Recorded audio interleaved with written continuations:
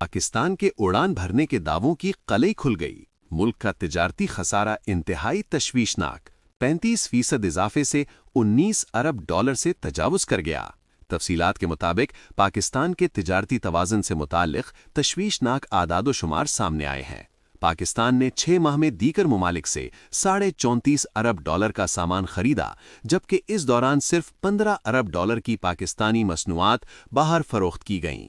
6 ماہ میں تجارتی خسارہ 35.52% اضافے سے 19 ارب ڈالر سے تجاوز کر گیا۔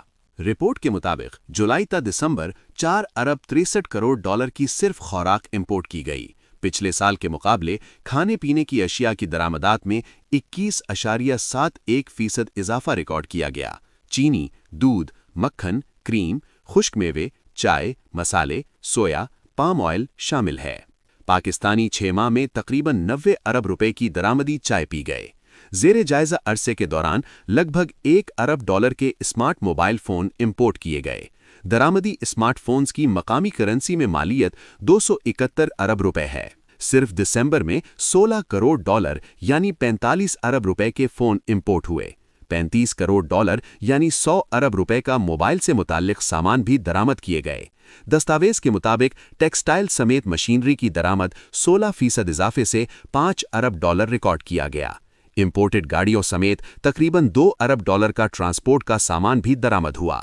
گاڑیاں، بسیں، ٹرک، پرزہ جات، جہاز اور کشتیاں شامل ہیں۔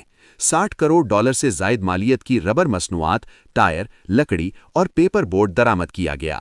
رپورٹ کے مطابق 6 ماہ میں پیٹرولیم مصنوعات کا درآمدی بل 8 ارب ڈالر تک پہنچ گیا۔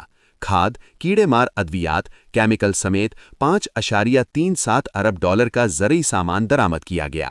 سونے، لوہے، سٹیل، ایلومینیم سمیت 3.23 ارب ڈالر کی دھاتیں بھی امپورٹ کی گئیں۔ خام کپاس، سنتھیٹک فائبر، سلک دھاگے سمیت 3.37 ارب ڈالر کا ٹیکسٹائل سامان امپورٹ کیا گیا۔